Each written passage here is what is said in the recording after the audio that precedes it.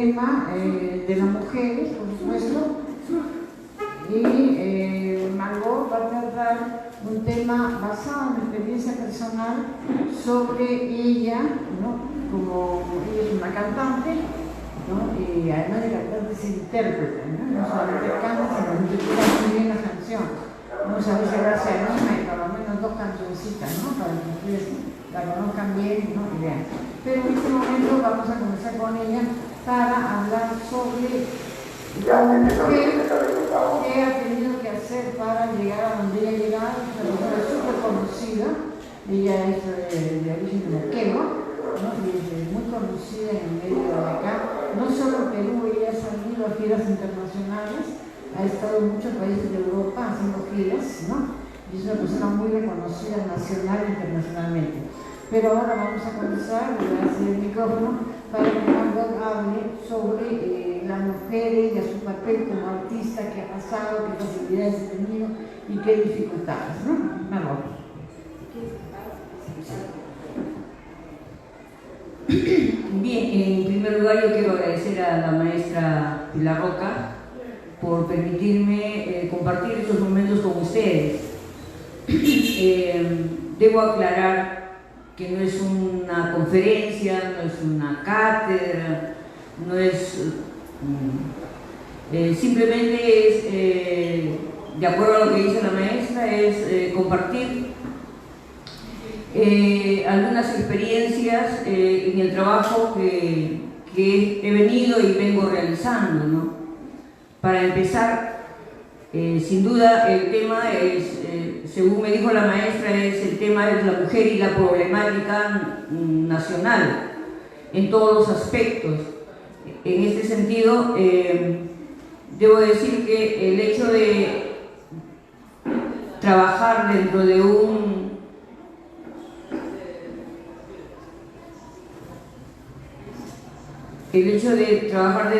la difusión del arte popular no me excluye de ser parte de toda la sociedad. Entonces, si vemos en este aspecto el arte, yo sin duda me considero difusora del arte popular, del arte de nuestros pueblos. No sé si lo haga bien o mal, no sé si toque apenas un pequeño segmento. Sabemos que nuestro país es un país multicultural. Por lo tanto, yo podría hablarles de la experiencia como una migrante que viene de Moquegua a la capital, a Lima. Y es en Lima donde desarrollo el trabajo que vengo realizando.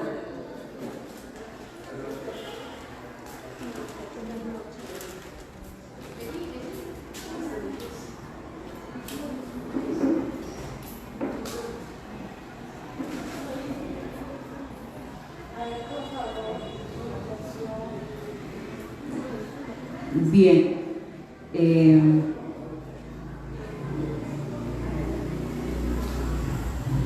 decía,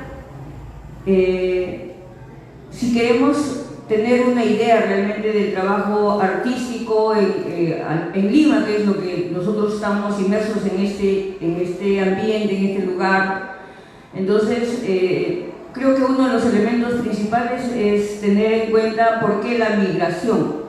Porque la gran mayoría de compositores, intérpretes que conozco o que tengo conocimiento son migrantes, ¿no? Han dejado su lugar y han venido a Lima, y en Lima han desarrollado su trabajo, ¿no? Entonces, tenemos que tener en cuenta ese aspecto, ¿no? Y no podemos soslayar que ese problema necesariamente es un problema social, es un problema político, es un problema cultural, es un problema que va a atravesar todos los estamentos, todas las formas y todos los momentos de vida de los seres humanos. Entonces, como experiencia, llego en un momento a Lima, en un momento bastante complejo, y me acerco a la música popular en un momento en el que el país vivía una situación sumamente difícil. Era una lucha, era una guerra popular, era una guerra fratricida. Entonces todos conocemos el problema, la problemática que se inicia en los años 80, 90, ¿no? 20 años de guerra, y luego en esa coyuntura, cuando asume el gobierno, porque el poder creo que siempre han estado en manos de los grupos de poder, de los grupos económicos. A decir del maestro Béjar, jamás ha habido democracia en nuestro país. La democracia es una mentira. Entonces, en el tiempo en que empecé a desarrollar mi música, estaba terminando Alan García, su gobierno, y también Fujimori. Entonces, esa coyuntura fue sumamente difícil, y entonces entendí que no me siento artista, pero como trabajo dentro de la música, de la difusión de la música popular, pues había que elegir qué tipo de trabajo hacer, ¿no? Porque el ser humano, ya sea poeta, cineasta, escritor, cantante, danzante, dramaturgo, etc., tiene que optar tiene dos opciones, según mi percepción. Necesariamente tienes dos opciones: o trabajas en función a querer contribuir al cambio difícil, complejo que vive tu país con tu arte, o simplemente te alineas al sistema y te alineas en la coyuntura que me tocó vivir. Necesariamente el arte ya se veía como una mercancía, o sea, el producto artístico ya se ve como una mercancía, y el intérprete como un asalariado. Y entonces, al igual que en cualquier trabajo, pues el intérprete no puede, al menos el intérprete que pretende difundir la música popular, la música de sus pueblos, la música que afirme valores, la música que afirme un sentido de pertenencia, o sea, identidad, necesariamente tiene que optar: o sigues afirmando esos valores, o estás en función a las leyes de la oferta y la demanda, o te alineas con el sistema, o te alineas y aplaudes al gobierno. Es como ahora, por ejemplo, si me pidieran que vaya a cantar para el Ministerio de Cultura, porque la señora presidenta o la señora ministra de Cultura me invitan, pues yo tendría que ver, porque ahí seguro que sí me van a pagar muy bien, me van a dar el Teatro Nacional y toda una serie de cosas, pero tendría que cerrar los ojos ante la situación que vive el país, ante la muerte de más de 70 de nuestros hermanos, etc. En esa coyuntura donde me tocó a mí optar por difundir el arte popular, también se vivió esa situación. Y entonces el artista necesariamente tiene que estar consciente de lo que vive el país. Entonces, sin duda, para un artista cuya sensibilidad está más a flor de piel y que puede percibir y conocer esa problemática, pues es bastante difícil, porque también tiene que vivir. Y entonces, vivir del arte, del arte popular, del arte que señala los errores o la injusticia, señala el problema que viven las grandes mayorías, señala esa desigualdad de unos pocos y de muchos, necesariamente pues no vende. Y por lo tanto, un artista popular difícilmente puede vivir de lo que gana como artista, entre comillas, porque a la gente le gusta lo que la gente pide, o el artista que es aquel que jala, entre comillas, ¿no?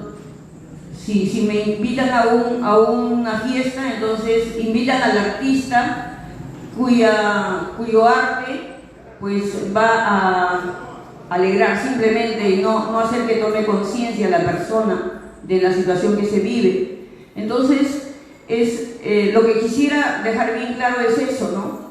que en todo caso el artista necesariamente se ve en la disyuntiva de hacer un arte que realmente permita seguir teniendo ese sentido de pertenencia con nuestros pueblos y sus problemas, hacer un arte que afirme solidaridad, un arte que afirme justicia, hermandad, fraternidad, o estamos peleando por llegar a ser el artista más famoso y ganar una gran cantidad de dinero, porque el arte que yo hago vende mucha cerveza y entonces desafortunadamente eso también tiene que ver necesariamente con el problema educativo de nuestro país.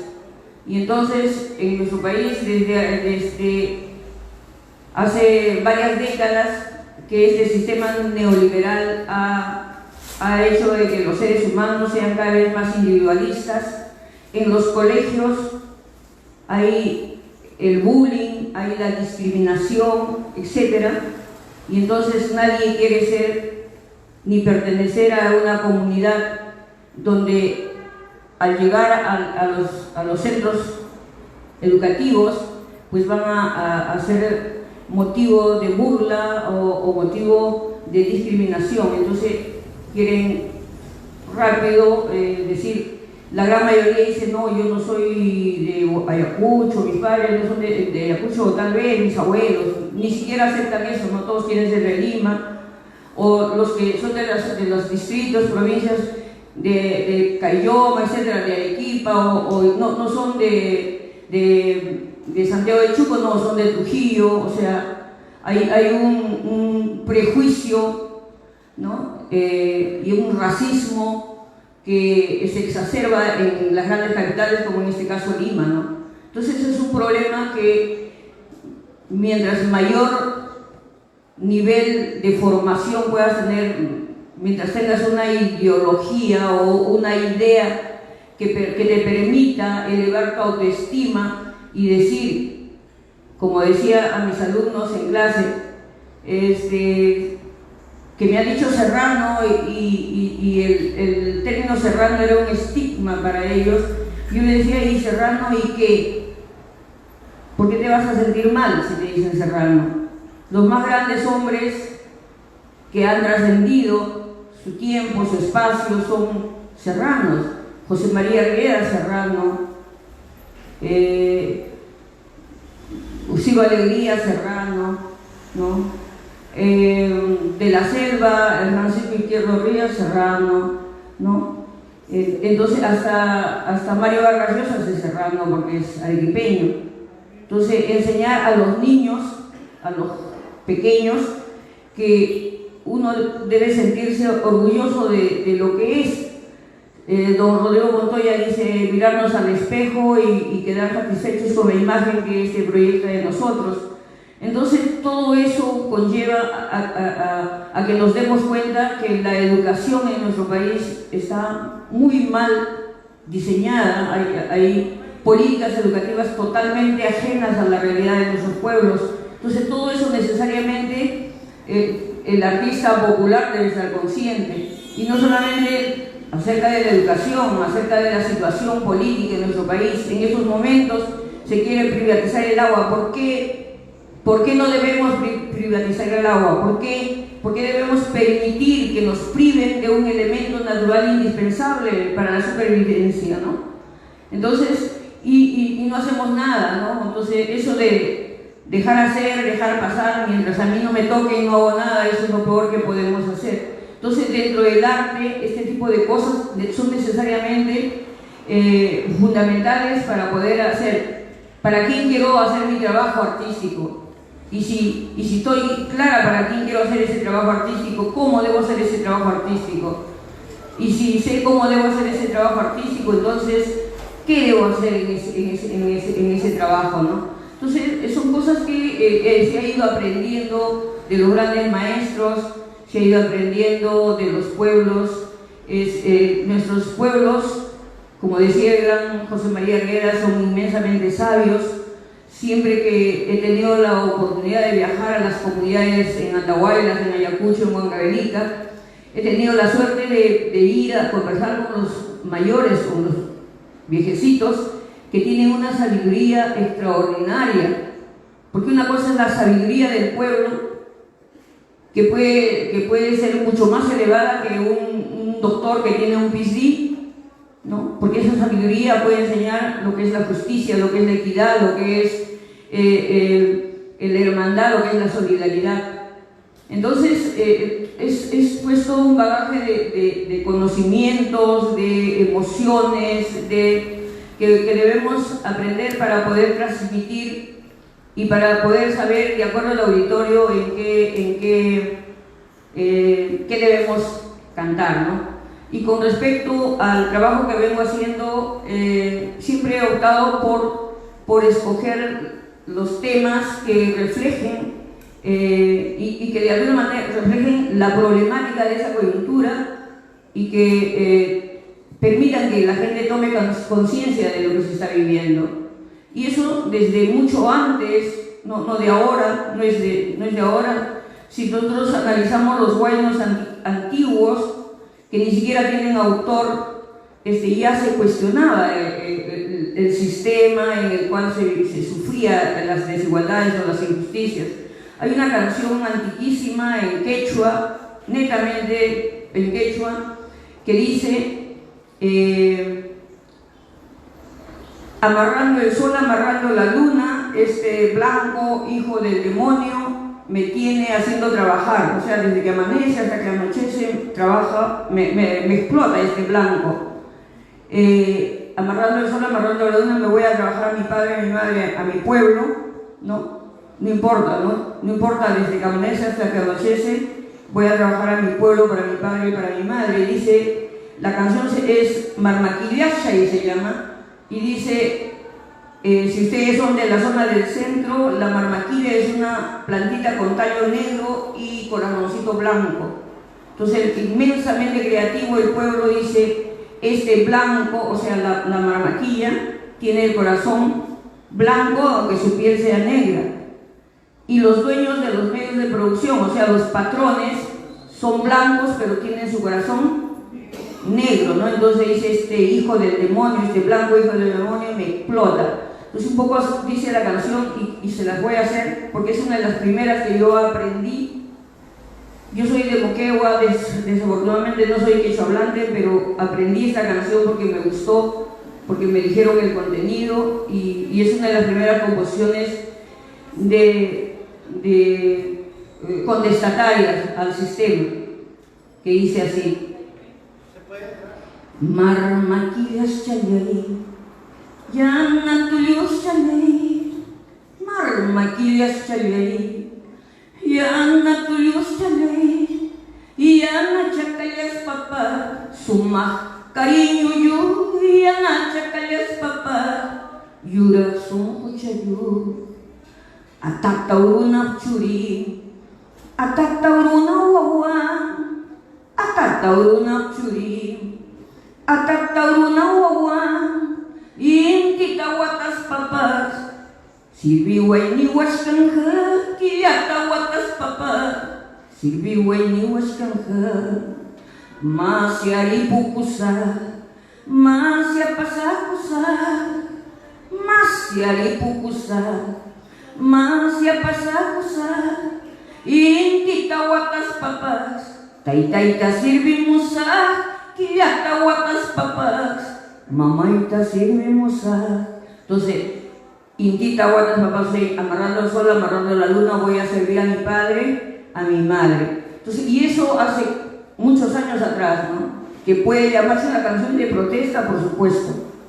Y por supuesto, en el momento cuando yo empecé a aprender música popular, porque al igual que la gran mayoría de personas que vienen, en este caso yo vengo de Moquegua, en mi pueblo no se canta música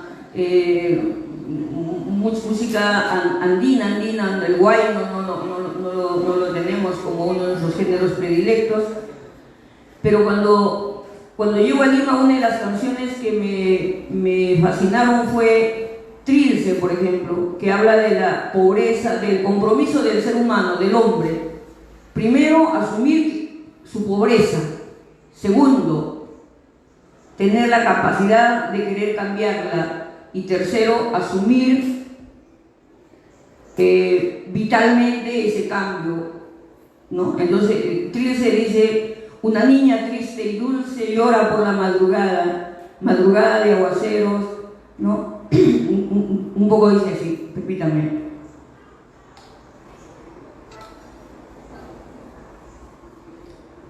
Una niña triste y dulce llora por la madrugada, madrugada de aguaceros y de silencio infinito. Siente en su ser inocente la pobreza que aprisiona a azares de la vida. Siente en su ser inocente la pobreza que aprisiona a azares de la vida. Guitarra, acompáñame este canto por la pequeña Trilce, por los niños sin infancia. Declaro de pie que ayudaré a cambiar el mundo, a trocar el mundo, trocar el llanto en sonrisas, trocar en luz las tinieblas. Nuestra vida peregrina y las angustias del alma no son vaivenes eternos. Los albores de alegría para los pobres del mundo se anuncian ya en mis acordes. Guitarra, deja ya tus notas tristes. Te enseñaré a ver el mundo ancho y no tan ajeno, sus mares, valles y desiertos, pájaros de mil colores, trinos que envuelven la vida y versos que elevan al hombre. Y al final de mi existencia, dejarte como herencia una patria linda y libre. Y al final de mi existencia, dejarte como herencia una patria linda y libre. Guitarra, acompáñame este canto. Guitarra, acompáñame este anuncio. Entonces, la actitud del ser humano, del hombre, el compromiso de cambiar, ¿no? Cambiar la situación en la que se vive, y no solo del hombre, por supuesto. Cuando hablamos de hombre hablamos de mujer también, porque este sistema no agobia solo a las mujeres, sino a los hombres también, en general. Y bueno, en esa coyuntura, esa canción Trilce prácticamente cambió mi vida. Luego canciones como que hablan de la migración, de las mujeres que vienen, dejan su hogar, su lar nativo, buscando una vida mejor y encuentran racismo, discriminación, injusticia, abuso, etc., ¿no? Y a veces, muchas veces abuso no solamente del sistema, sino también abuso del propio marido, ¿no? Y las niñas del sistema educativo en el que están, etc., ¿no? Entonces ese tipo de violencia es la que debemos condenar y debemos señalar. Y para ello, por decir, hay una canción, no sé si tengo un tiempo, hay una canción de Pavel Bello que habla de la mujer y dice: mujercita triste que vienes del campo, con los bultos de esperanza a la ciudad, a sembrar los hijos con mucho dolor, en aquel destino que te aprisionó, en la casa ajena del que te humilló, tu rencor se ahoga entre los sueños. Tendrás que cantar, tendrás que volar, cuando nuestras manos quieran se juntar. Tendrás que cantar, tendrás que volar, cuando nuestras manos quieran se juntar. Mujercita vendedora ambulante, florecita trasnochada en la ilusión, mujer del obrero aquel que nunca ves, empleada para las esclavitudes. Serranita, no conoces la razón de tu mala vida, de tu oración. Tendrás que cantar, tendrás que volar, como una paloma hacia la libertad. Tendrás que cantar, tendrás que volar, como una paloma hacia la libertad. No ves, mujercita, no ves, florecita, como tú hay mucha gente que esta vida quiere cambiar, que esta vida va a cambiar. Entonces, el asumir que esa vida que puede cambiar es un trabajo y una acción de nosotros, ¿no? Y por supuesto que en canciones de esa naturaleza vamos a encontrar infinidad de temas, y hay algo que no debemos callar, y es algo que no debemos decir, cerrar los ojos ante la realidad que vivimos. Si vemos una injusticia, señalarla, y sin duda el arte tiene las mejores posibilidades para poder decir las cosas con claridad. Sin duda a mí me gusta muchísimo esa canción del maestro que cantó extraordinariamente bien Mercedes Sosa, de don Horacio Guaraní, Si se calla el cantor, que no debe cantar ni el cantor, ni el cineasta, ni el escritor, ni el luchador social menos, ¿no? Y ustedes, sin duda, si están acá, están en un grupo, no sé si están en un grupo político, comprometidos. Yo debo decir con toda la sinceridad del mundo que nunca he participado en ningún partido político, porque no creo, menos aún en los partidos políticos, pero sí soy de izquierda, sí me considero de izquierda, y sí estoy al lado de las personas y de los programas y de los que hacen realmente un trabajo con necesidad de cambio, con honestidad, con integridad, porque eso es lo que necesitamos. Necesitamos personas con mucha ética, con mucha integridad, con mucha valentía, ¿no? Porque estamos cansados de los políticos que hablan bonito, pero que en la práctica hacen todo lo contrario. Entonces permítanme, para que creo que ya he pasado el tiempo, cantar esta canción de don Horacio Guaraní que dice Si se calla el cantor. Si se calla el cantor, calla la vida, porque la vida misma es todo un canto. Si se calla el cantor, mueren las rosas. ¿De qué sirve la rosa sin el canto? Debe el canto ser luz sobre los campos, iluminando siempre a los de abajo.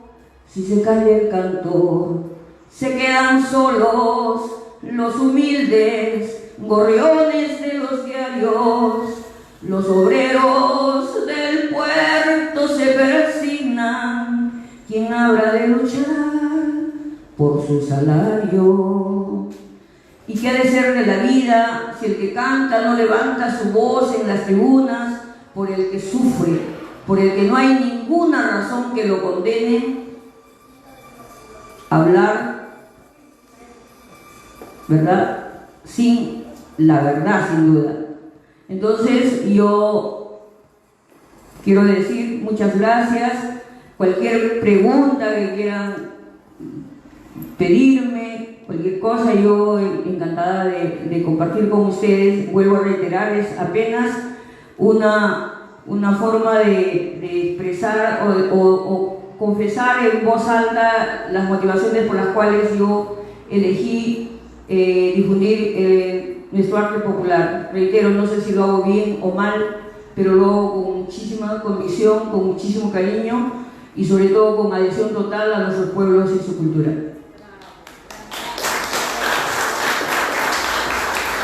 Bueno, Margot, muchas gracias. Aparte de hacer una transmisión de conocimientos y de algo que concordamos, ¿no?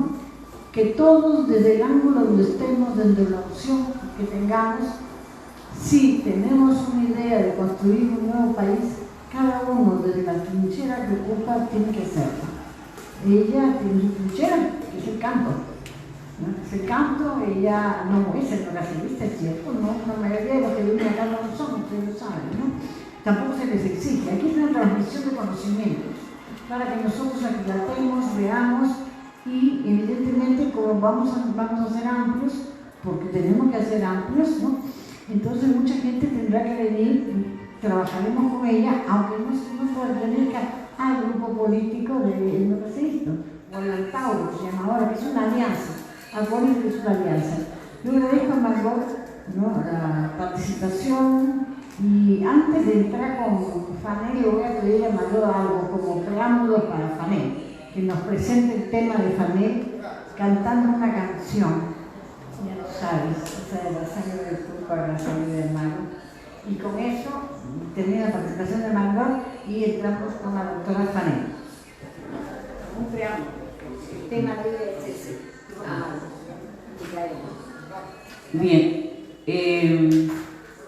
La motivación para cantar este tema ha sido luego de haber visto por primera vez la película Tupac Amaru del extraordinario maestro Fico García, que siempre que estamos en reuniones como estas, sin duda el mejor tributo que podemos hacer a Fico García es reconocer su valía como uno de los cineastas importantísimos en todo nuestro país y que nos dio una mirada distinta de lo que realmente era Tupac Amaru para nosotros. Entonces, maestra, muchas gracias otra vez. Y esta es una canción de Daniel Biglietti que dice: solo digo compañeros. Y dice así: escuchen, yo vengo a cantar por aquellos que cayeron. No digo nombre ni seña, solo digo compañeros. Y canto a los otros, a los que están vivos y ponen la mira sobre el enemigo. Ya no hay más secretos, mi canto es el viento. Yo elijo que sea todo movimiento.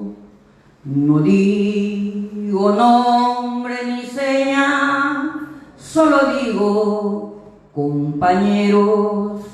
Nada nos queda y hay solo una cosa que perder la paciencia y solo encontrarla en la puntería. Camarada, papel contra bala no puede servir, canción desarmada no enfrenta fusil. Mira la patria que nace entre todos repartida, la sangre libre se acerca y nos trae nueva vida. La sangre de Tupac, la sangre de Amaru, la sangre que grita, libérate hermano. Sos la sangre de Tupac, la sangre de Amaru, la sangre que grita, libérate hermano. La sangre de Tupac, la sangre de Amaru, la sangre que grita, libérate hermano. Libérate hermano. Muchas gracias, Margot. Muchas gracias. Bueno, ahora, no, ya hemos cantado toda la noche, pero bueno, otra vez también, no será la primera. Entonces ahora vamos con la doctora Fanel, ¿no? Fanel, que ella va a tocar el tema sobre las mujeres, Micaela, fundamentalmente, Tomasa, o sea, las mujeres, el papel de las mujeres dentro de la revolución de Tupac Amaru, o sea, del José Gabriel, ¿no? No, el problema es que el USB me lo he olvidado en donde imprimieron. Entonces seguramente ya lo cerraron y era un poco lejos, o sea, nos hemos dado una vuelta olímpica. No se puede pasar, o sea, yo fui a buscar que me sacaran fotocopia porque no me aseguraron que había el aparato. Y en eso se ha quedado en donde han impreso el USB, ¿no? Pero bueno, con el perdón de todas voy a hacer la exposición así nomás. Ya imaginarán todo. Bueno, Buenas noches, yo soy Juana Guillén, soy antropóloga social de formación y de hecho, ¿no? Me considero luchadora social desde mi juventud y estoy interesada en difundir parte de nuestra historia, cómo la debemos contar. Nosotros no podemos tener orgullo nacional, no podemos tener identidad, no podemos tener orgullo de nosotros si no conocemos nuestra historia, nuestra verdadera historia, si no conocemos nuestro pasado, que es el que nos enorgullecerá. ¿Quiénes fueron nuestros padres, nuestros abuelos? ¿Cuál es la historia? ¿Qué conocían? ¿Qué sabían? ¿Cuál era su filosofía, su pensamiento? ¿No? Porque si bien es cierto, se cuenta en la historia, esta historia que la han escrito los criollos para nuestro país, que por ejemplo liberó el Perú, San Martín, y que él es el único responsable de que nuestro país sea libre, digamos, del coloniaje, olvidan un capítulo vital, que es justamente la lucha revolucionaria que impulsó Tupac Amaru. Pero no solo Tupac Amaru, o sea, hubo levantamientos antes que él, inclusive los incas rebeldes apenas se inició la colonia, ¿no? Que 40 años mantuvieron el incanato vigente en Vilcabamba, paralelamente que los españoles gobernaban. También había un grupo, ¿no? de nuestro pueblo rebelde, incas también, que no estaban de acuerdo con la invasión española y desarrollaron acciones. Pero no solo eso, sino dentro de la misma colonia hubo muchos movimientos. Entonces no fue un mundo muy tranquilo, ¿no? Y si no hacemos un estudio de la lucha por la independencia con un detalle y desde una visión nuestra como pueblo, lógicamente no vamos a tener, como les digo, esa identidad, ese orgullo que necesitamos tener para poder ser un pueblo capaz de liberarnos definitivamente, ¿no? De este yugo que no será colonial como era antes, pero sigue siendo colonial con nuevas formas, con nuevos mecanismos, con nuevas modalidades. Entonces, cuando hablamos de Micaela Bastidas Puyucawa y las mujeres que participaron en la revolución de Tupac Amaru, estamos hablando de una época distinta a la actual, donde las mujeres no tenían, la mayoría de ellas, derecho a la educación, solo las que eran hijas de caciques, ¿no? Las que vivían, digamos, en las ciudades y tenían alguna familia noble, y la mayor parte de las mujeres desde la colonia empezaban a ser sujetas de subyugación y de dominio, ¿no? Porque antes, en la época inca, por mucho que digan lo que quieran otros, había paridad, ¿no? Entre varones y mujeres. Y si no, incluso recordemos los propios mitos de creación del incanato, ¿no? No es Manco Cápac solito que funda, según el mito, digamos, la población, el reino inca, ¿no? Sino es con Mama Oji, ¿no es cierto? Los 4 hermanos Ayar también salieron de Tamputoco, si sabemos algo de las leyendas, con sus respectivas esposas. Y habían ajiahuasis y habían sitios donde las mujeres eran educadas también para ser consejeras, también para gobernar y también para llevar no solo la historia a sus hijos y a los descendientes, sino también para llevar las cuentas de sus propias familias. Entonces, estamos hablando de una situación de las mujeres que tenían un pie de igualdad antes, que con la colonia cambia, porque la colonia viene, como decimos, con la cruz y con la Biblia, y donde en la Biblia se sostiene, yo respeto las ideas religiosas de todos los que estén aquí, pero tengo que decir lo que pienso. En la Biblia nos dicen que nosotros, primero que Dios es hombre, ¿no? O sea, no es mujer de ninguna manera, y eso que las mujeres dan vida, paren y todo eso, ¿no? No, es hombre, es masculino. Segundo, Adán es creado, ¿no? A su imagen y semejanza, y de la costilla sacan a la mujer. ya nos está mostrando como de inferiores. ¿Y quién es la culpable de todos los males que nos acatan? Hace poco he escuchado una prédica de un cura, ¿no?, que decía, si no hubiera sido por culpa de Eva, no hubiéramos estado en el sufrimiento. O sea, la mujer es la culpable de todo, ¿se dan cuenta? Y Dios se encarna, ¿no es cierto?, en su Hijo Jesús, y su madre es humana, y su padre es divino. O sea, seguimos en esta muestra de la desigualdad de las mujeres, que incluso es justificada divinamente.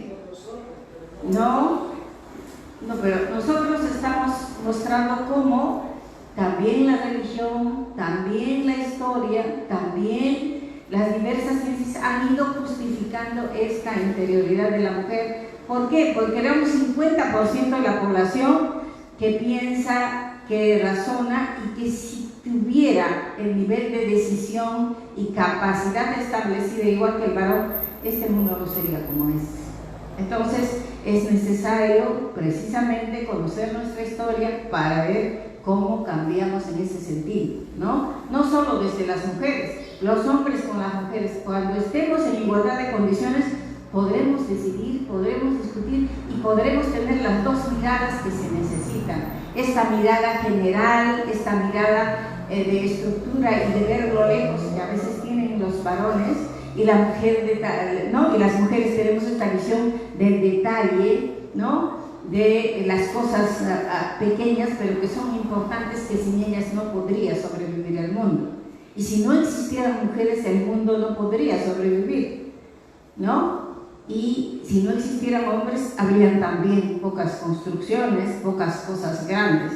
Entonces, tenemos una posibilidad de complementarnos, y si somos iguales, con capacidad de decisión similar, podríamos tener un mundo mejor, más democrático tal vez. Entonces, cuando hablamos de Micaela Bastidas, que muchos ya en internet pueden buscar todos sus datos, hay una discusión sobre dónde nació, ¿no? Si en Pampamarca, dicen los cusqueños, y en Tamburco, dicen los apurimeños, pero la mayor parte de los historiadores señalan que es en Tamburco, ¿no? Tenía sus hermanos, ¿no? Digamos, y tenía su familia, tenían dos hermanos, Pedro y Miguel, y fue huérfana, ¿no?, desde niña. Ella se casó casi a los 15 años con Tupac Amaru, que lo conoció, y Tupac Amaru fue cacique, ¿no? O sea, era alguien que tenía tierras, que tenía ganado, que tenía poder económico, por eso era cacique de Tungazuca, Pampamarca y Surimán, ¿no? Y hacía muchos viajes. Entonces, él desde sus tíos y de sus tíos abuelos, porque fíjense que dentro de los incas rebeldes de Vilcabamba, el último inca era Tupac Amaru. Entonces, él hace incluso una lucha por el esclarecimiento de que ese señor era su abuelo. ¿Por qué? Porque quería reivindicar esa lucha que había hecho. Era su tatarabuelo, quizás su bisabuelo, ¿no?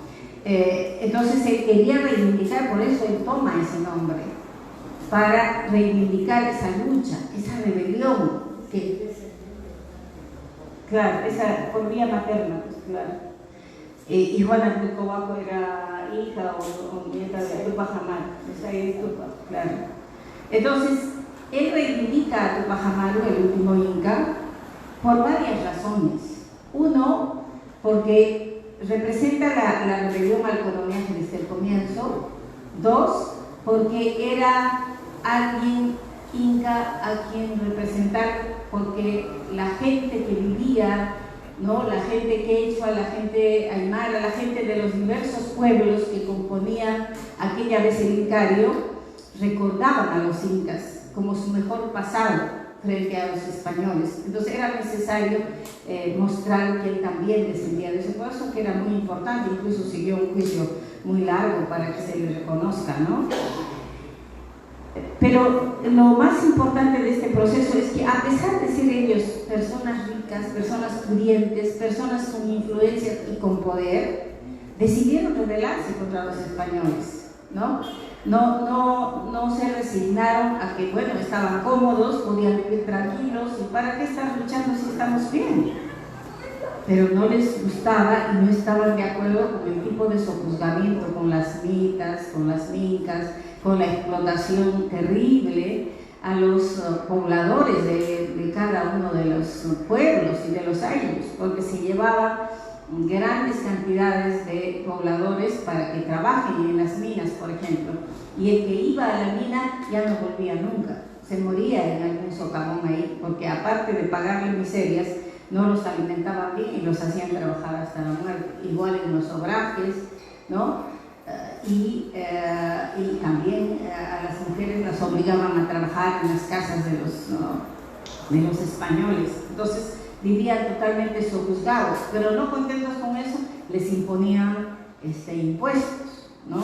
Les imponían una serie de obligaciones. Por ejemplo, compraban sedas, cintas, espejos, o sea, todo lo que podemos llamar adornos, que les vendían a la fuerza, y la gente no sabía ni qué hacer con eso, porque ellos no necesitaban. Y sí, tuvieron mucha creatividad. Si ustedes ven nuestras danzas nativas, ahora que hay el carnaval de Puno, pueden ver cómo han enriquecido sus propios vestidos con adornos de esa época, ¿no? O sea, como les obligaban a comprar encajes, cintas, cuentas, todo eso, entonces ellos, cualquier bobería, entonces ellos lo empezaron a poner en su vestimenta, ¿no? Claro, con los repartos, ya bueno, yo no voy a hacer ese resumen, pero centralmente quiero que entiendan que a pesar de ser gente pudiente, ¿no?, con influencia y con poder, renunciaron a eso porque pensaban que de ninguna manera eso podía continuar, ¿no? El asunto es tener sentimiento claro por el pueblo y tener un ideal claro para luchar, ¿no? Y varias de las mujeres que han participado en este proceso tenían esa condición, ¿no? Ellos tenían todo el respeto de la población, y es importante reconocer los papeles que ha estado tomando esta mujer, ¿no? O sea, Micaela Bastidas, y luego hablamos de Tomás Sachito Condemaita, que tuvo papeles parecidos. Micaela fue jefe de la revolución junto con Tupac Amaru. ¿Cómo podemos decir eso? Que ella no era solamente la que apoyaba, como muchas veces en la historia lo señalan, ¿no? Decían, sí, era la que apoyaba, traía las vituallas, ayudaba en juntar, ¿no?, dinero. No, ella garantizaba primero, cuando él viajaba, garantizaba que las cosas se mantengan en ese orden, y sí, era la que garantizaba también el aporte de todos los otros caciques, de los parientes, de la gente que vivía ahí. Era la que juntaba los alimentos, juntaba la ropa, juntaba las armas, hacía fundir las armas, o sea, garantizaba que el ejército sobreviva y tenga lo necesario para pelear, ¿no? Porque un ejército, mira, ustedes están viniendo a recibir charlas y están impulsando un partido. Les cuesta, ¿no es cierto?, el venir, les cuesta su tiempo, su platita. ¿Cuánto más se necesita para una revolución, ¿no? Para ir con armas, para ir, ¿no?, y dedicarse a ese proceso con alimentos, dedicarse a ese proceso con ropa, porque incluso las hojotas o lo que usaban se gastaba muy rápido.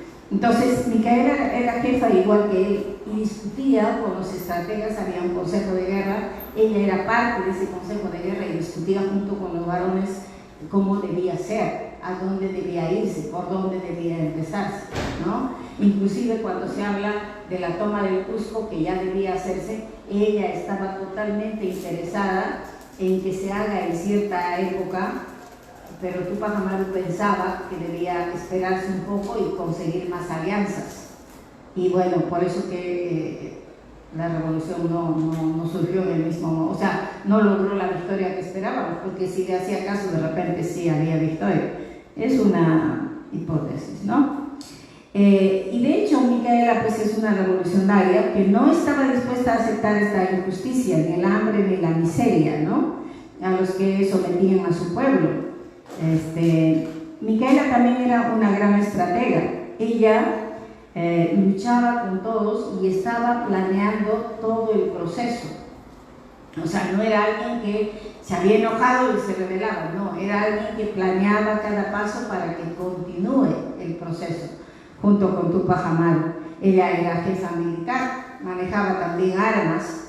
ella también era corresponsal de guerra, o sea, ella cuando estaba lejos y Tupac Amaru estaba más, digamos, más adelantado, le mandaba comunicaciones diarias, a toda una correspondencia de carta de todos los días, que escribía informando de cada situación, ¿no? ¿Y por qué llegaba cada día? Habían todavía los chasquis, y los chasquis era un sistema de correo y de comunicación que funcionaba muy eficientemente, porque cada ciertos kilómetros había uno esperando al otro y al siguiente y llegaba pues muy rápida la correspondencia, ¿no? También ella era una persona que tenía mucha fe en sus creencias, ¿no? Y en su convicción andina, ¿no? Si bien es cierto era católica, también tenían miedo a la excomunión, pero cuando los excomulgaron se dieron cuenta que a pesar de eso ellos tenían que continuar, eso no los detuvo, ¿no? Más bien ayudó a que tengan mucha más fuerza, ¿no? Entonces podemos reconocer que Micaela Bastidas no era solamente una compañera del revolucionario, era una jefa igual que él y que tuvo decisiones que ayudaron a que el proceso avanzara, y por eso mismo fue juzgada también de esa manera, como una jefa guerrera. No tuvieron ninguna compasión de ella. Cuando hablamos de Tomasa Tito Condemaita, también podemos decir que era una de las casitas que tenía mayor economía, ¿no? Contaba con 100, podríamos decir ahora, ¿no? 100 hectáreas de terreno, no sé cuánto significaban las fanegadas, ¿no? Tenía muchos bienes y tenía bastante ganado, ¿no? Lo que le permitía una vida holgada. Pero se identificó mucho con la revolución y decidió avanzar junto con Tupac Amaru en la lucha y organizar a la gente para que también este proceso pueda desarrollarse en la zona donde ella estaba. A tal extremo que ella tuvo que pelearse con su esposo, lo votó a su esposo porque su esposo era un español. Inclusive tuvo que renunciar a sus hijos e irse a la lucha juntando gente, ¿no? Para que pueda combatir. Ella misma dirigió, por ejemplo, la batalla de Tilpito, donde ella hizo la toma del puente. Entonces, es importante su papel en el ejército tupacamarista, donde ella fue pues una gran revolucionaria, ¿no? Igualmente, bueno, tenía más o menos 40 años, ¿no? Organiza en aras a la insurgencia, entrega toda su riqueza y es la que hace elaborar pues las armas necesarias para este proceso, ¿no? Y participa en cada uno de las batallas. Lastimablemente también pues fue capturada igual que Tupac Amaru y Micaela Bastidas, ¿no? Otras mujeres que han participado en este proceso, tenemos por ejemplo a Cecilia Tupac Amaru, ¿no? Cecilia Tupac Amaru era hermana de Diego Cristóbal Tupac Amaru, prima de José Gabriel, pero también ella estaba casada con un español y también tuvo que romper con su marido, pero sus hijos sí le apoyaron, ¿no? Y ella estuvo en primera fila en el proceso, era una persona con mucha decisión, con mucho carácter, ¿no? Y también dirigió tropas y también estuvo apoyando a Micaela en todo el proceso. Tenemos a Bartolina Sisa. Bartolina Sisa fue la esposa de Tupac Katari. En Bolivia había, digamos, dos revolucionarios, Damaso y Tomás, que se apellidaban Katari, ¿no? Damaso Katari, que hicieron una revuelta. Y el nombre de ellos, Julián Apaza, otro revolucionario, aymara, bueno, según los biógrafos era solo menudo y hablaba aymara nomás. Él decidió empeñarse en aliarse con Tupac Amaru, hicieron amistad, planearon y él asumió esa responsabilidad en Bolivia.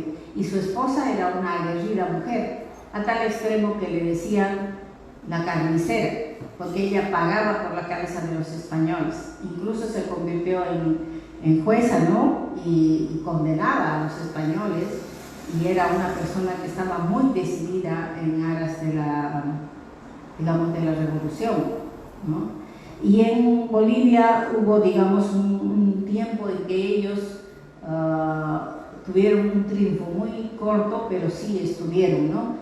Y Túpac Katari decía, ¿no? El rey es Túpac Amaru, yo puedo ser el virrey, ¿no? Entonces a ella también le decían la virreina, ¿no? Bueno, lastimablemente, pues hicieron el cerco a La Paz, hicieron una guerra bastante dura, pero también fueron derrotados, ¿no? Está también otra mujer muy importante que es Gregoria Pasa, que era hermana justamente de Túpac Katari, ¿no? Porque él toma el nombre de Túpac Katari, el nombre de los Katari, que fueron revolucionarios primero, y de Túpac Amaru con el que se identificaba, ¿no? Y fue pareja de Andrés Túpac Amaru, que era un pariente de Túpac Amaru, hijo de Cecilia Túpac Amaru, ¿no? Tuvo bastante protagonismo, era una mujer también muy aguerrida. Ella, por ejemplo, ha ordenado la ejecución de muchos españoles también en la zona donde estaba. Participó en la revolución igual que Túpac Katari y Bartolina Sisa, y eran mujeres que no perdonaban a nadie. Estaban muy claras de cuál era su papel y que sí se necesitaba ser así de fuertes hasta lograr, ¿no? El triunfo por la revolución. Lastimablemente fueron capturados igualmente, ¿no? Por traición y luego asesinados, ¿no? Y es importante recordar eso, que no solo fueron ellas, hubo muchas mujeres. Nosotros haciendo una investigación hace muchos años llegamos casi a 100 mujeres, ¿no? Contando. Algunas son, por ejemplo, Tomasa Tito Condemaita, Bartolina Sisa, Marcela Castro, Gregoria Pasa, Manuela Tito Condori, Catalina Salas, Pachacuti, Teresa Crespi, Ventura Monjaraz, Úrsula Pereira, Tomasa Silvestre, Andrés Quibel, Lorenza Mendigure y una cantidad de mujeres que fueron apresadas, ¿no? Y fueron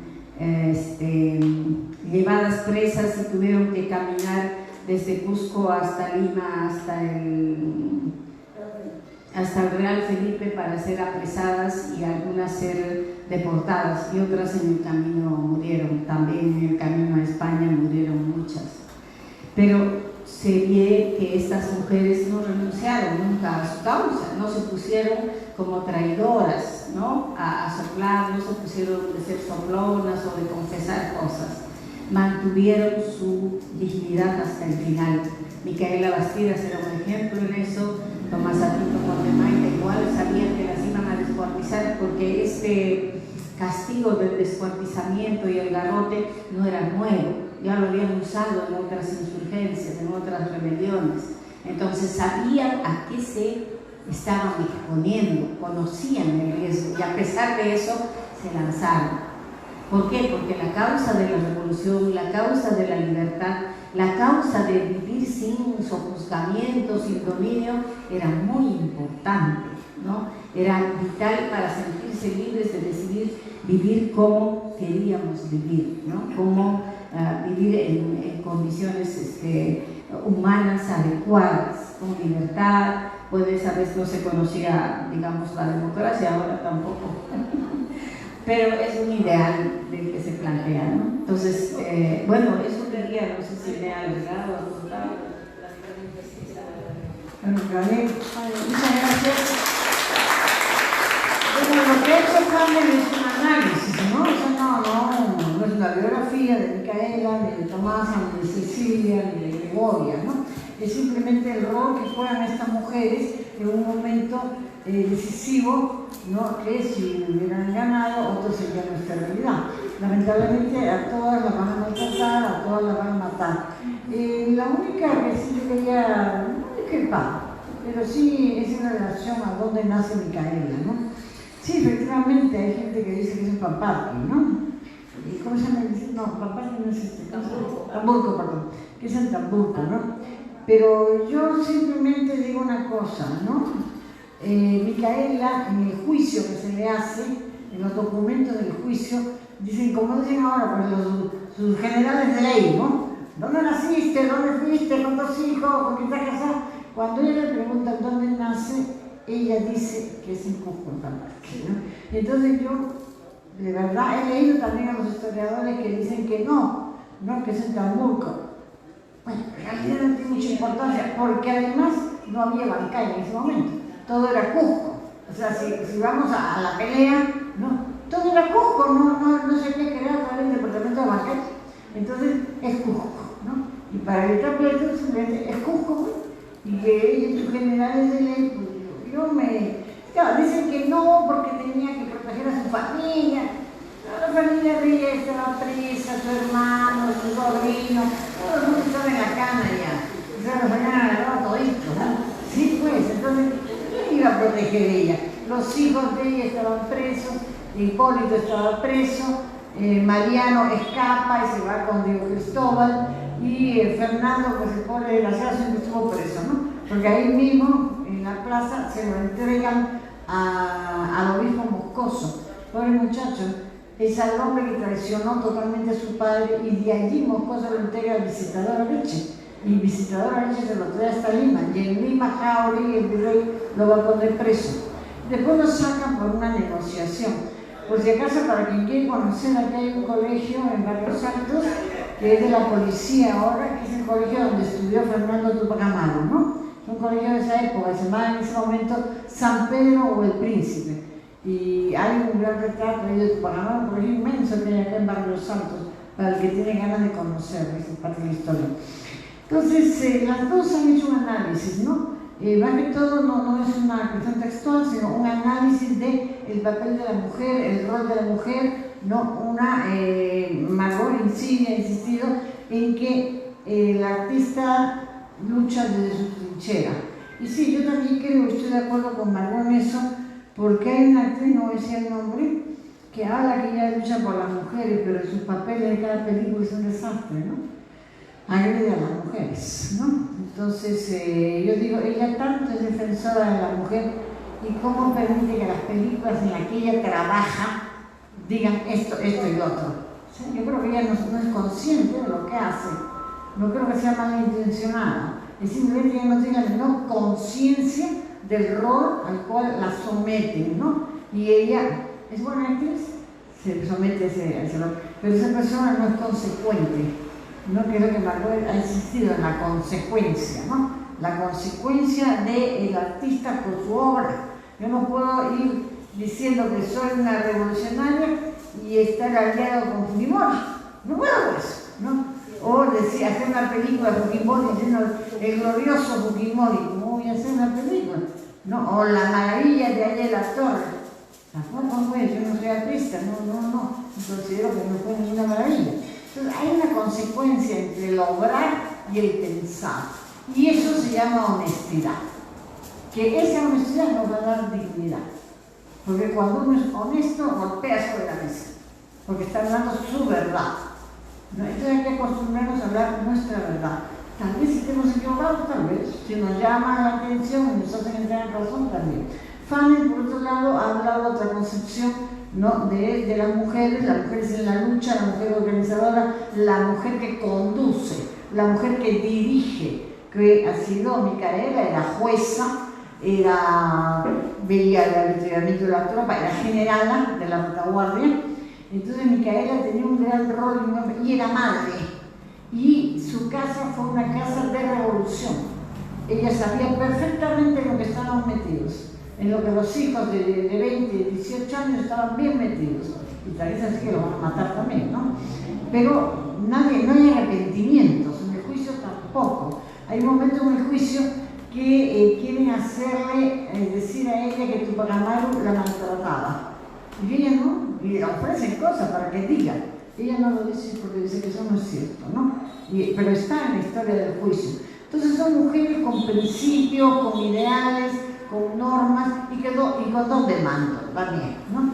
Eran mujeres que sabían lo que hacían, sabían a dónde se dirigían, ahí en la carta que le manda a Tupac Amaru, cuando le dice que corte los puentes para que no entre el refuerzo de Lima. La mujer tenía cabeza para pensar. Ahora, el otro no me hizo caso, ¿no? Lamentablemente. Otro hubiera sido la historia, ¿no? Pero bueno, así son las cosas, ¿no? Ella era estratega y era planificadora. Todo eso es Micaela, Cecilia. Hay una que es una abuela, Marcela de Castro, ¿no? Mientras ellas iban a pelear, muchas veces no tenían con quién dejar a los chicos, ¿no? Y la abuela era Marcela de Castro, ella se quedaba cuidando niños.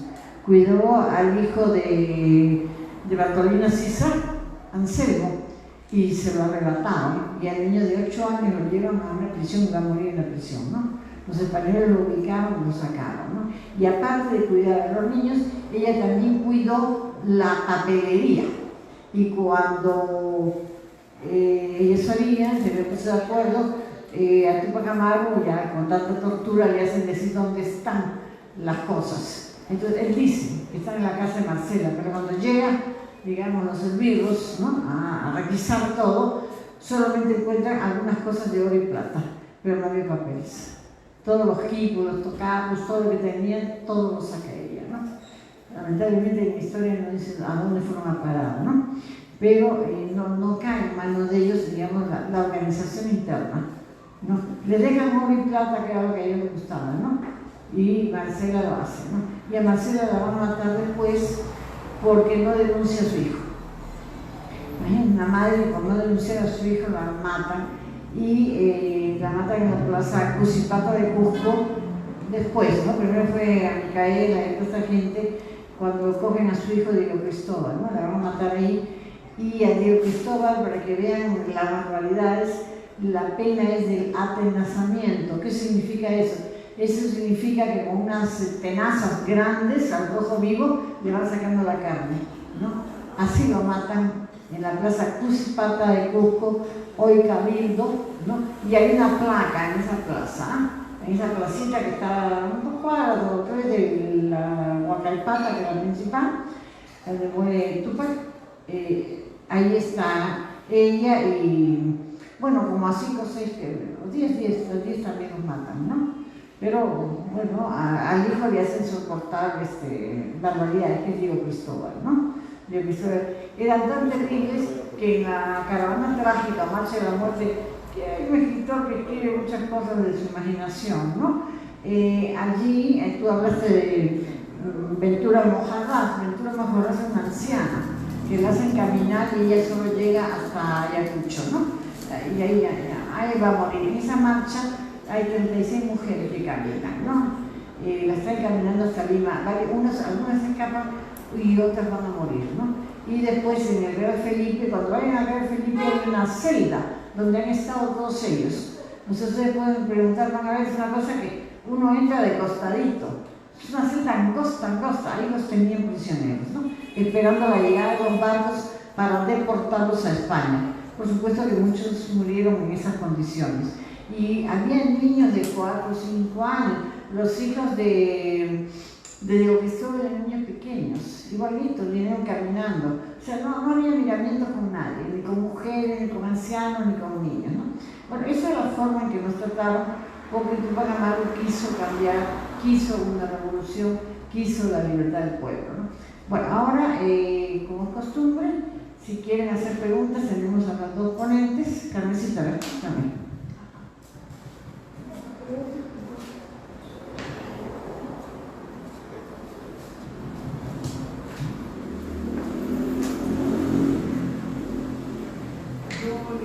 Algo que mucha gente en las marchas repite, pero que algunos dicen que son frases dichas por Tupac Amaru.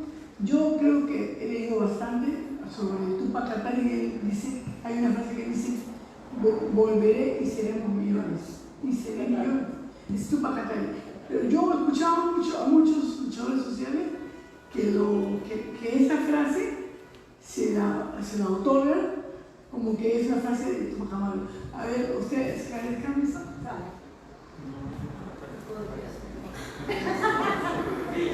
Bueno, en realidad es una frase que le hacen, se le atribuye, porque bueno, yo no estuve ahí para ver si la dijo o no, y las cosas se cambian también, pero en la atribución es a Tupac Katari. Volveré y seremos millones. Y esa frase la ha publicado mucho Evo Morales, porque ellos han rescatado la figura de Tupac Katari, la de Bartolina Sisa. La frase de Tupac Amaru, que casi no la mencionan, es cuando Areche se le acerca para que delate a la gente que está ahí, ¿no? Y él le dice: aquí no hay más que dos culpables, tú por oprimir a mi pueblo y yo por tratar de libertarlo. Pero esa frase parece que no es muy publicitada, pero es una frase para mí tremenda, ¿no? Cuando el otro dice: dime quiénes son tus cómplices, ¿no? Entonces, esa es la frase que hay ahí, ¿no? Realmente sí, es de Katari, ¿no? Se le atribuye a Katari, ¿no? ¿Alguien más? Grita.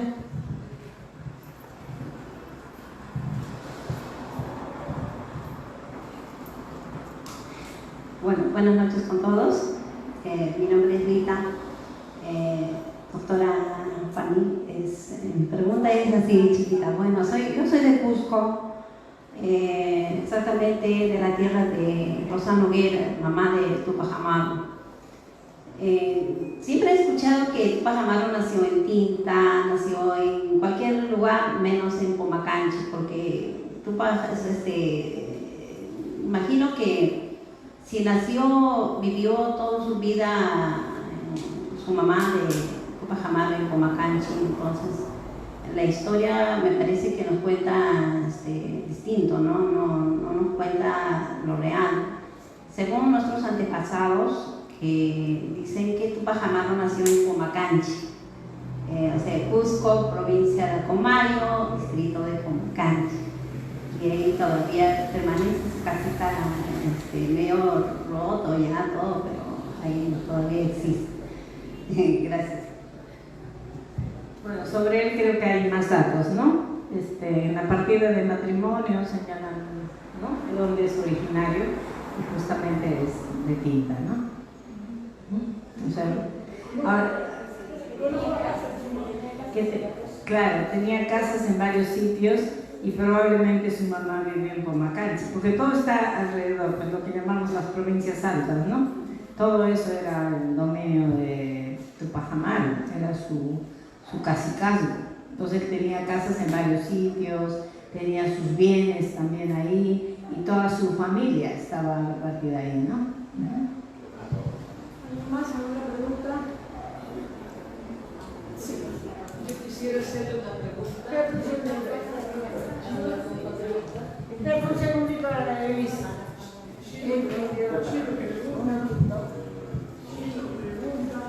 En la historia, Tupac Amaru es un referente, ¿no?, en cuanto a rebelión, a cambio de buscar otra manera, ¿no?, de convivir, ¿no? Y esa raza, pues,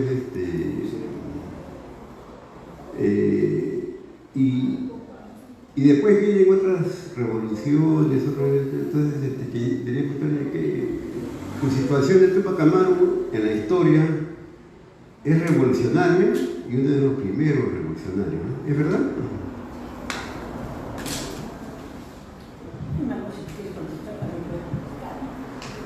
Claro, o sea, hay la discusión. Hay gente que dice, bueno, él se peleaba porque le cobraban muchos impuestos y fue una rebelión en ese sentido. Otros dijeron que era un rebelde, ¿no?, que no aceptaba ciertas cosas, por lo tanto se levantó por eso.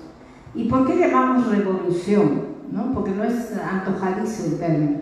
Una revolución, ¿qué es? Es un proceso que busca cambiar las estructuras, cambiar, digamos, el estado de situación, voltear la situación totalmente. Él tenía un plan que señalaba que justamente él se iba a hacer cargo, él iba a ser el rey, o sea, el Inca. O sea, él se iba a erigir en gobierno, derrocando al virrey.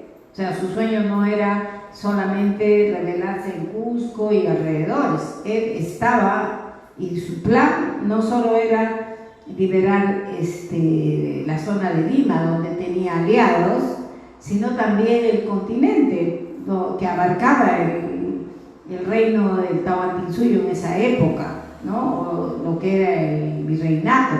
Por eso que hay, digamos, vestigios de símbolos de la lucha en Colombia, en Argentina, en varios sitios, en Bolivia, ¿no? Que ahora, digamos, como ya son países diferentes, son del extranjero, pero era esa su propuesta, hacer un cambio de gobierno, pero no solo de gobierno, sino de forma de existencia de la gente, de cambiar las estructuras, ¿no? De desarrollar otro tipo de gestión del país o del reino que hubiera.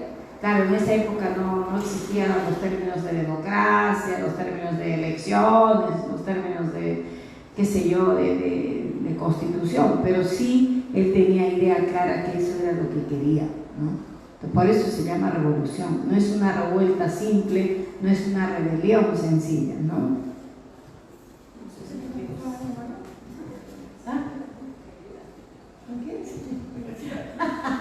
Bueno, efectivamente. Segundo, Carmencita, hay una manito que yo veo también. A Elisa, le doy la mano a Elisa. Ya, Elisa. Bueno, yo quisiera hacerle una pregunta a la compatriota Margot, que si sería posible, si está decidida a apoyar esta causa que estamos los caceristas nacionalistas en lucha, en pie de recuperar a nuestra nación. Me gustaría... Perdón, Elisa, eso no es materia de la conferencia. No hay respuesta para eso. Ella no es una cacerista y eso no está de ver. Hacemos preguntas sobre la materia. No hablamos de la materia. ¿Ok? Ya. A ver tú.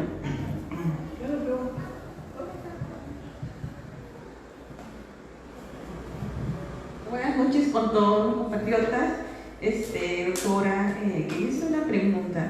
¿A qué se debe o cuál es la causa que genera la dependencia de la mujer hacia el varón? Porque usted está diciendo que en la época del incanato había una paridad, ¿no? Entonces, ¿en dónde se da el dislocamiento de en qué momento la mujer ya se genera una dependencia hacia el varón en el Perú, ¿no? Esa es mi pregunta, doctora. Bueno, si nosotros decimos que en la época anterior a la colonia la relación entre varones y mujeres era paritaria, ¿no? Entonces es la colonia la que cambia estas relaciones y justamente un mecanismo de justificar ese cambio viene con la religión, o sea, no es gratuito. Y luego se establece, por ejemplo, a las mujeres como si fueran objetos. Por ejemplo, los españoles, digamos, se aprovechaban de las mujeres incas, incluso las princesas tuvieron cautiverios y tratamientos vejatorios. Las sacerdotisas y las mujeres que, digamos, se formaban en los ajiahuasis fueron maltratadas, fueron violadas. O sea, justamente para demostrar, digamos, lo que ellos consideraban que era el lugar de las mujeres, ¿no? Y se les quitó todo poder de decisión.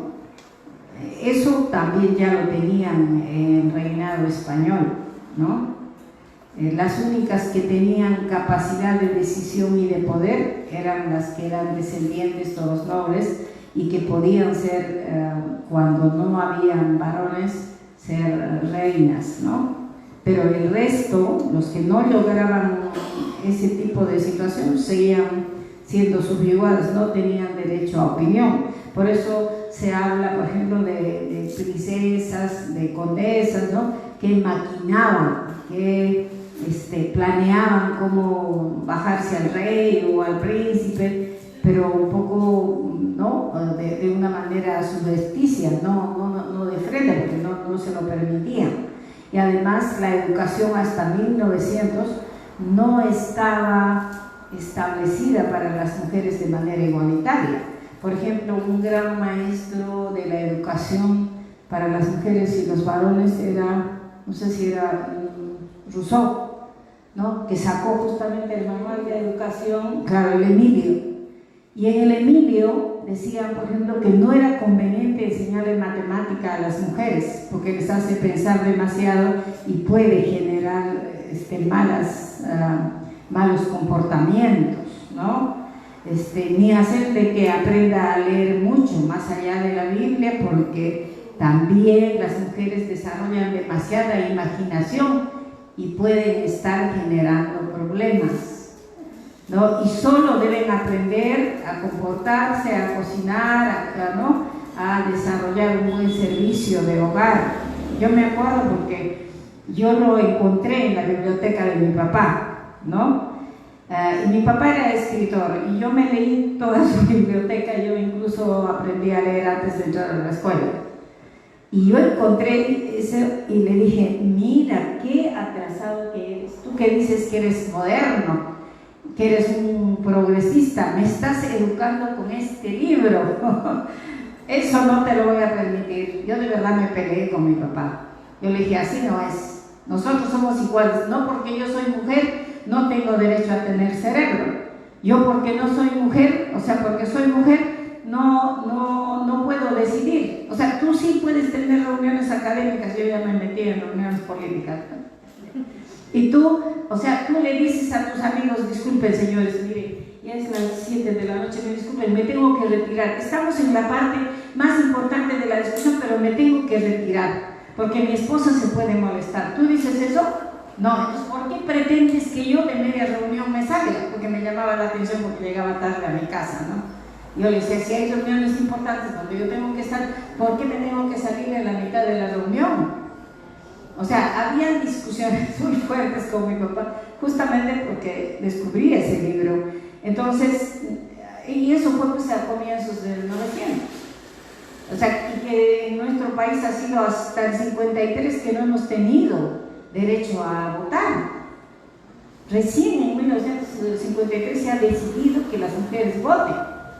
No teníamos derecho al voto. Y miren, el Concilio de Trento, me parece que eso fue también en 1900, o un poco antes quizá, en un concilio de la iglesia se discutió si los animales tenían alma. Y también se discutió si las mujeres tenían alma, en ese mismo concilio. Y en la votación se discutió y salió que los animales no tenían alma, pero de las mujeres ganamos por un voto.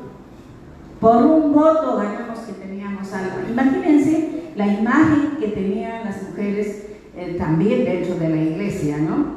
Por eso los conventos no siempre fueron tan santos ni fueron centros de oración solamente, ¿no? Ahí tenemos a Clorinda Mato de Turnbull que nos puede contar un poco más sobre ese asunto. Por eso digo, hay que estudiar la historia, hay que conocer nuestro pasado para saber a qué nos enfrentamos y qué cosa más hay. La soberbia y el machismo del hombre es que hasta ahora seguimos así.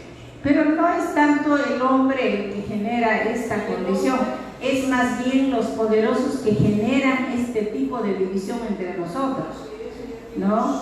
Y tenemos que avanzar a superar eso, porque mucha culpa del machismo la tenemos nosotros. ¿Quién educa a los hombres?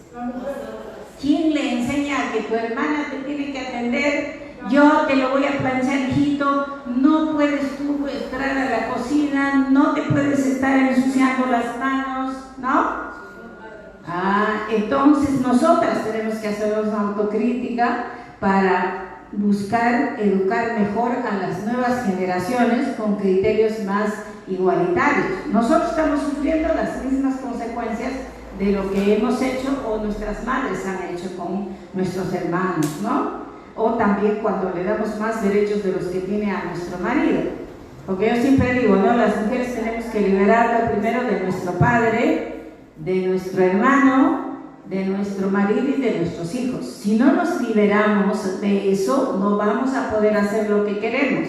No significa pelearnos, no significa, ya, yo lo mato y me libero. No, podemos llegar a acuerdos, podemos transar, podemos negociar para tener más libertad y desarrollo para poder funcionar de la manera que necesitamos hacer, ¿no?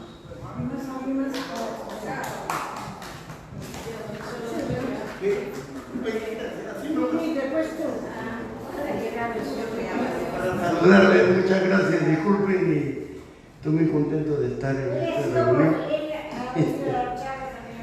Y cuando quieran estoy a disposición. Por eso, yo le pedía un comentario justamente a Margot, porque hay varias personas que quieren escucharla y entonces quiero aprovechar que ella ya respondió la pregunta que es izquierda y no quiere estar en ningún partido, y eso se respeta porque hay mucha gente que no cree en los partidos. Bueno, eso es su derecho.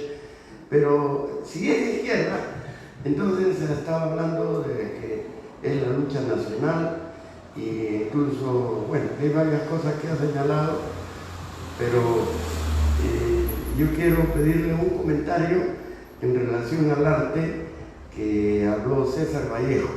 Estoy seguro de que conoces a César Vallejo y él hizo una advertencia, ¿no? De que no solamente es el agricultor, el campesino, sino es el obrero, ¿no? Entonces él dice, cuídate de la hoz sin el martillo y del martillo sin la hoz, ¿no? Entonces, en ese sentido, bueno, quería pedirle ese comentario, no sé si lo puedes hacer y saludarles a todos. Gracias.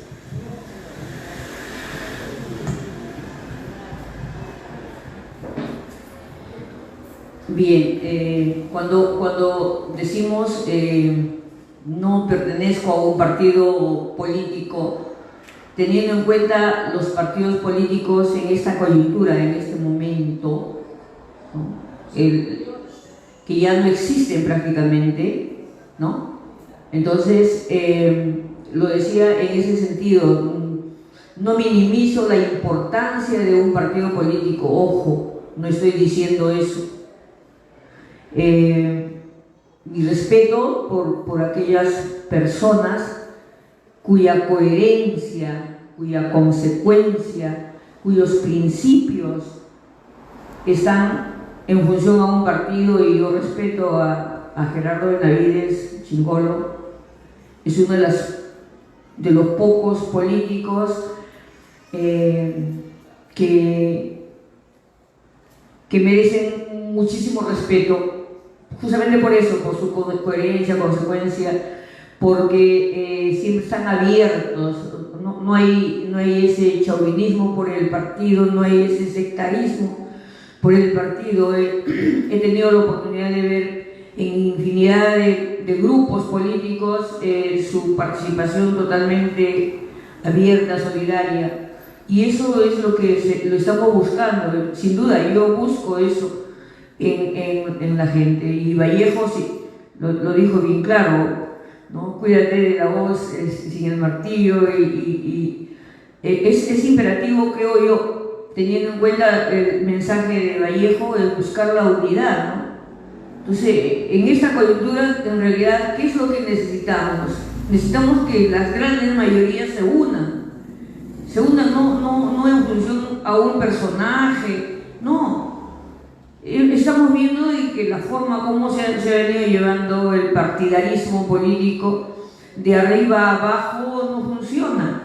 Entonces son las grandes mayorías las que tienen que levantarse, y eso nos lo han enseñado nuestros hermanos ahora en estos últimos, a raíz de la destitución ilegal, que al margen que les guste o no nos guste la figura de don Pedro Castillo, a raíz de eso se ha levantado el sur, que con mucha dignidad ha salido de las calles, han venido, ¿no? ¿Y qué es lo que ha hecho el gobierno? El gobierno se ha zurrado en todos. Lo que ha hecho es los grupos de poder que siempre han estado en el poder, que siempre han estado en el gobierno en realidad, esos grupos de poder que manejan, como dice don Héctor Béjar, en realidad quienes siempre han gobernado el país son los grandes financistas, banqueros, etc. Los gobiernos que llegan simplemente se alinean allí.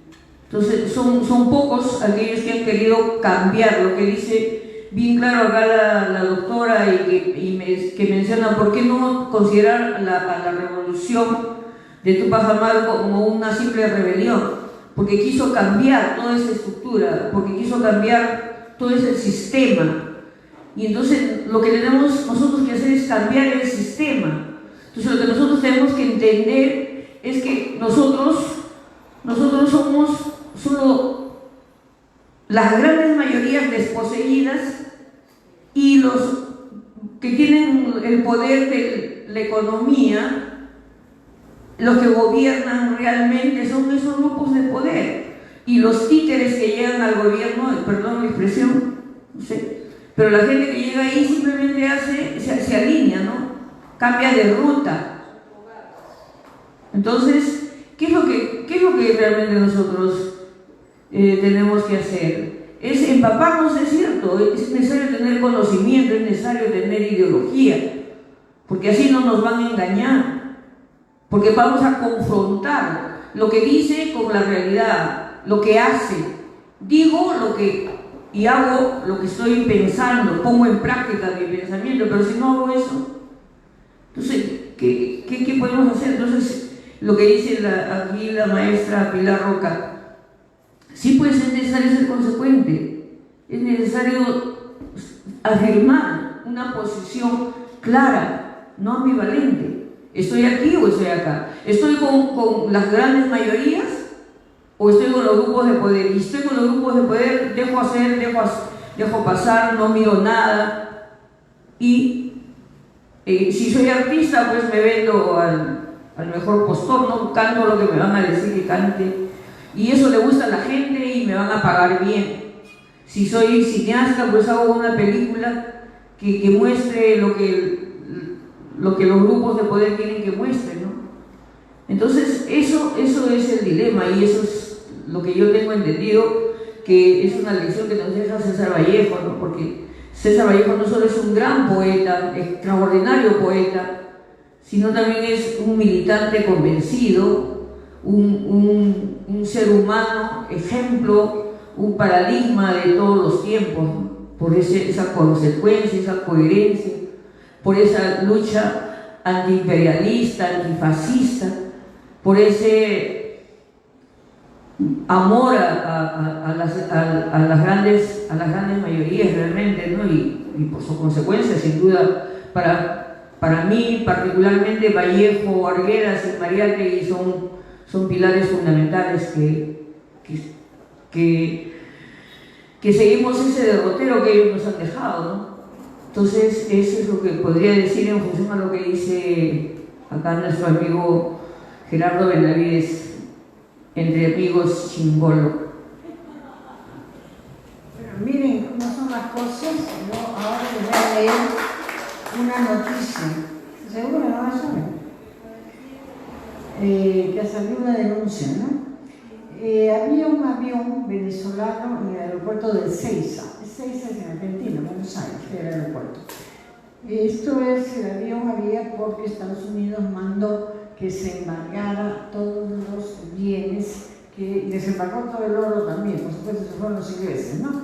Pero embargar todo. Y entonces los aviones venezolanos fueron embargados y quedó un avión embargado en Ezeiza. Este avión que está en Ezeiza, ¿no?, que es un Boeing 747-300, bueno, está la matrícula, ¿no?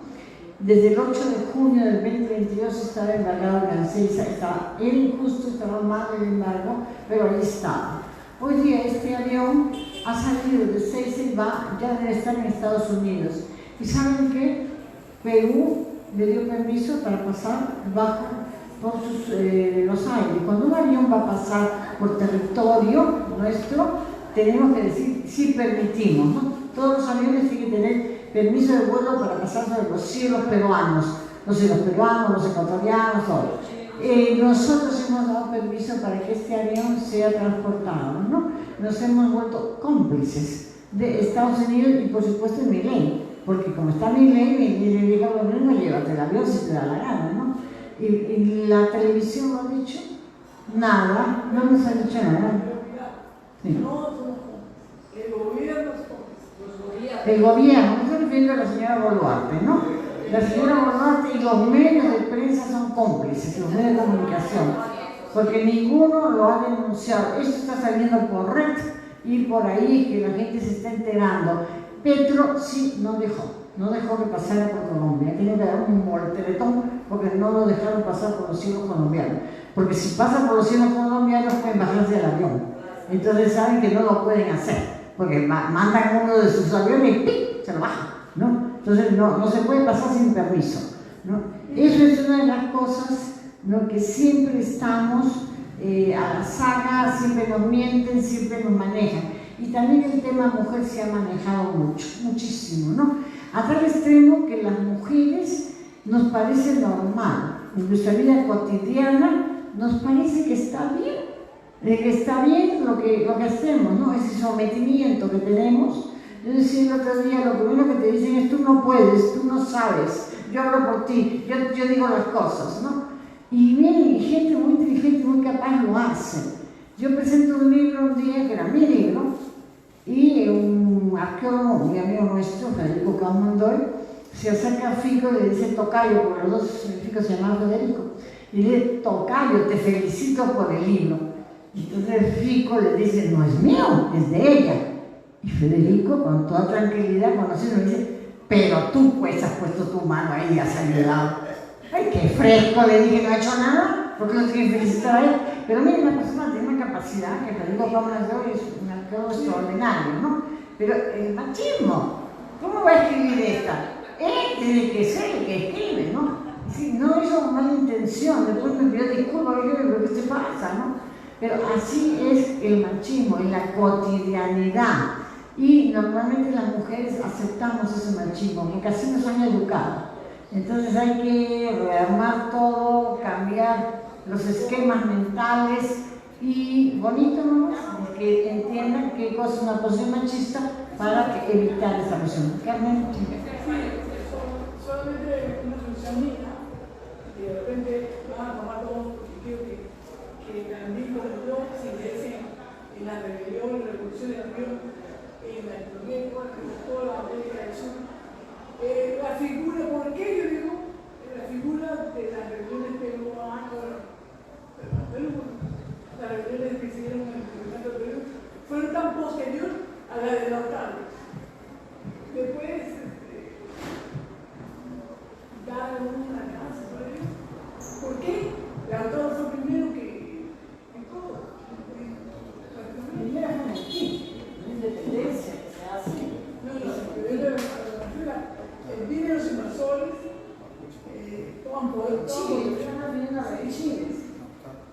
¿Por qué? No, mira, yo exactamente el tema de Chile no lo he trabajado nunca, no sé si tú Fanel trabajar el tema de Chile, pero, a ver, un momentito, pero vamos a ver qué pasa con Chile. A ver, no, estamos hablando de pregunta porque hay una rebelión que se adelanta, ¿no? Primero, que hablar de la Araucanía o Araucana, como quieren llamarlo, ¿no? ¿Por qué? Bueno, yo no soy especialista en ese tema, ¿no? Pero, mira, Chile se arma como una capitanía general. Comencemos por ahí. Había dos capitanías generales, una que era la de Venezuela y otra que era la de Chile. La de Venezuela era una capitanía privilegiada porque se entendía de frente con la monarquía española. Nosotros no teníamos nada, ni el virreinato de la Gran Colombia, nada, de Nueva Granada, no tenían nada que ver. Ella era para proteger todo ese territorio de piratas, corsarios, porque era la época en que Inglaterra, pongamos, la honesta Inglaterra, contrataba a unos señores para que asaltaran los barcos españoles, ¿no? A eso se llamaba corsario, eso era más fino. Era un corsario porque robaba para el rey de Inglaterra. Entonces había corsario, había pirata que robaba para él mismo, había bucaneros, había un montón que estaban clasificados según los robos que hacían, ¿no? Entonces, esta capitanía de Venezuela viene para proteger de toda esta gente.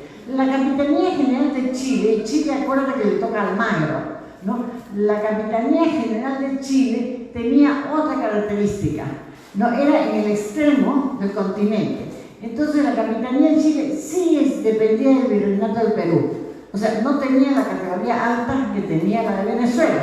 La de Chile dependía de Perú, ¿no? Y ahí te formamos. Ahora, cuando los incas quieren entrar a la parte de Chile, ¿no? Hasta el río Maule en Chile, acuérdate que llegamos, ¿no? ¿Quién es el que entra? Entra Tupac Yupanqui, ¿no? Entonces Tupac Yupanqui llega hasta el río Maule en Chile y ya no lo cruza. Según José Antonio del Busto, el historiador, vuelvo a repetir que no soy experta en esto, historiador José Antonio del Busto, Tupac Yupanqui ya no quiere seguir, según él, porque mapuches y todos los que había eran demasiado salvajes, ¿no? Y entonces él no quiere entrar eso. Entonces, como que se abandona Chile, entiendo yo, que no le presta, además no había pues mucha cosa. Chile es una franja larga sin nada. Chile ha ido creciendo con todo lo que ha robado a todo el mundo, ¿no? O sea, se ha ido robando el territorio peruano, el territorio argentino. Esa es la verdad. No se trata de ser antichilena, pero que Chile se hace su tripa flaca, la ha ido agrandando porque se robaba de uno, nos robó a nosotros, le robó a los argentinos. Eso es lo que hacía Chile, ¿no? Entonces pienso que Lautaro se revela, ¿no? Pero eso es un pensamiento, porque las condiciones de rebelión eran territorios muy agrestes, ¿no? Y además Almagro, acuérdate que Almagro tenía muchos pleitos con los pizarristas, porque claro, le había tocado pues, un pedazo que no había nada, ¿no? Porque si sigue más allá, pues a la parte austral, peor todavía, ¿no? Entonces le tocó nada y siempre había un problema con los almagristas, ¿no? Acuérdate cuando entra Pizarro a Cajamarca, ¿no? Lo llama Almagro y le dice, vente de una vez, ya tomé, no engaña a Almagro, le dice que ha tomado, ¿no? Todo, y que venga con la plata y que venga con las cosas, porque el otro era de Luque, que era un viejito cura, que ya estaba en la luna el hombre, no solamente había dado plata y nada más. Pero Almagro siempre tenía pretensiones y Almagro el hijo también. Entonces yo entiendo que ahí hubo rebeliones porque tampoco había tanta presión, ¿no? Y dependían del virreinato del Perú, que era muy lejos, ¿no? Porque en esa época era muy lejos y no tendrían, supongo, las condiciones que tenía de Venezuela, la Capitanía General de Venezuela, que a esa sí la cuidaba mucho porque se impedía el entrar al territorio, ¿no? Entonces me parece, pero vuelvo a repetirte que no soy experta en el tema, ¿no? Es una idea, ¿no? ¿Cómo sacar el cobre para la 9? ¿Cómo sacar el cobre para que inicie la guerra? Claro, sí, Perdón, solamente para decir que la historia ¿quiénes lo hacen? El historiador necesariamente tiene una concepción ideológica, una posición de clase, etc. Entonces la historia del Perú está por reescribirse. Y entonces a nosotros nos han dicho de que los peruanos, los originarios nunca han luchado, excepto cuando han tenido que venir a libertarlos. Eso es mentira. Siempre ha habido luchas, siempre hubo, y con respecto a Lautaro, es un mapuche que se revela en 1534, 50 más o menos. Entonces mucho antes, cuando en el Perú pues todavía estaba la lucha fratricida entre Atahualpa y Huáscar, y que por lo tanto tuvieron esa primera parte, según acá la doctora de conocer mejor, pues el apoyo, los españoles tuvieron el apoyo de los tayanes, etcétera, de muchos otros, ¿no? Entonces, pues imagínense cuando se revela Tupac Amaru, la revolución que hace es en 1700, finalizando 80. En realidad la historia está por revisarse. La historia la han escrito los vencedores y nos han hecho los cuentos, ¿no? Yo no creo en el cuarto de Atahualpa ni no, porque he leído otras historias que son más lógicas, ¿no? Entonces hay que ver, pues la última pregunta, sí, y la última, ya porque estamos sobre la hora. Muy buenas noches, compatriotas, soy de La Victoria. Buenas noches, doctora Roca, buenas noches, compatriotas.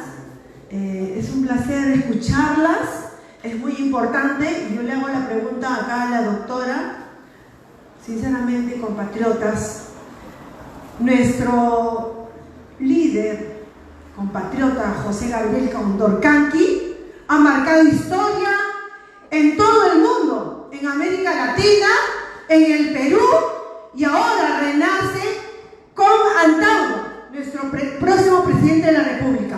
Y entiendo que nosotros, para obtener una lucha y recuperar la patria, porque no está perdida, solo es cuestión de tiempo, porque todo se cae en el tiempo. Y le pregunto a la doctora que ahora es un momento crucial de defender nuestra patria con un nuevo presidente como es Antauro Humala Tasso, el mayor Antauro, que estoy segura que va a ser el próximo presidente de nuestro Perú.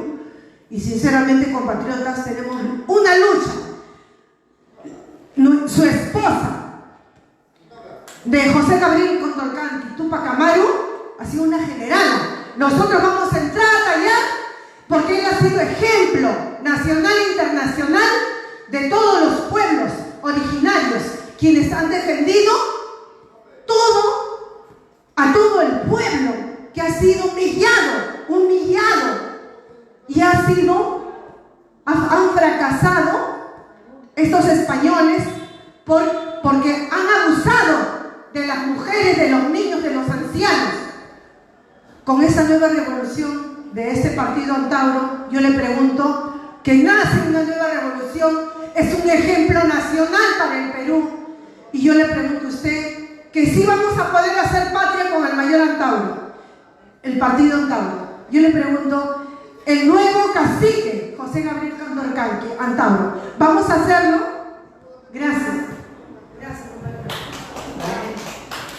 Eso dependerá, ¿no? Dependerá del trabajo que haga el partido, dependerá de todos los partidarios, dependerá también de la conducta de él, dependerá de todo lo que se pueda construir en ese proceso.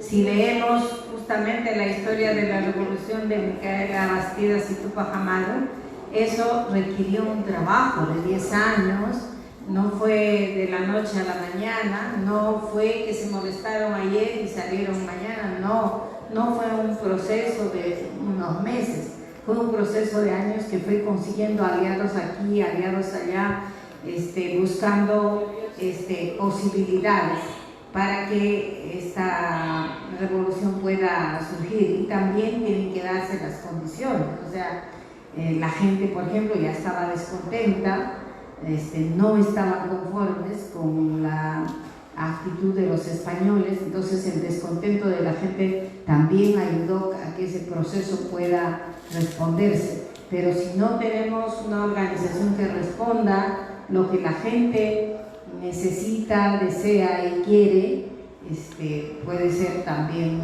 algo que no se desarrolle. Entonces depende del trabajo que se haga, pues yo supongo, ¿no? Estamos sobre la hora. Mire, muchas gracias. Tenemos el día miércoles, ¿no? El día miércoles sí nos toca. No venía nadie de la lado de la escuela, ¿no? A ver, ¿quién toca? No sé, quién toca, no me acuerdo. El miércoles. ¿Quién? El miércoles, Aponte. Reinaldo Aponte, y el jueves Lidia Romero. Lidia ya ha estado acá de una charla hace un buen tiempo, es también una economista, ¿no? Y entonces estamos hablando sobre los temas. Aponte va a hablar políticas públicas y Lidia va a hablar organización del Estado, ¿no? Porque vamos a tratar eso. Entonces, bueno, ya estamos en la hora, acostumbramos a eso y muchas gracias.